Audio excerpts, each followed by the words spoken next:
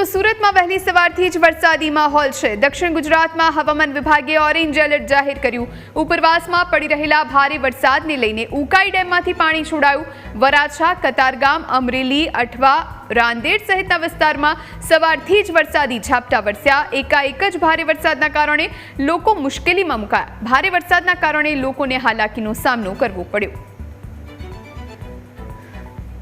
હવામાન વિભાગ દ્વારા સુરત સહિત દક્ષિણ ગુજરાતમાં જે પ્રકારે ભારેથી અતિભારે વરસાદની આગાહી કરવામાં આવી હતી તેને લઈને આજે સુરતમાં વહેલી સવારથી જ અલગ અલગ વિસ્તારમાં વરસાદી ઝાપટા જોવા મળ્યા હતા। ત્યારે હાલ સુરતના વરાછા, કતારગામ, અમરોલી સહિતના જે વિસ્તારમાં જે ભારે વરસાદ છે તે જોવા મળી રહ્યો છે।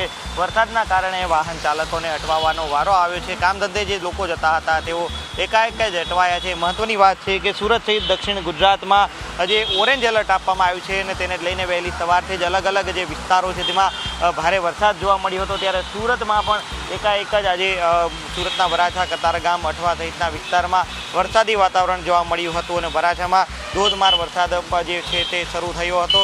વરસાદના કારણે લોકોને હાલાકીનો સામનો કરવો પડ્યો હતો। લોકો છે તે બ્રિજ નીચે આશરો લેવા માટે છે મજબૂર બન્યા હતા।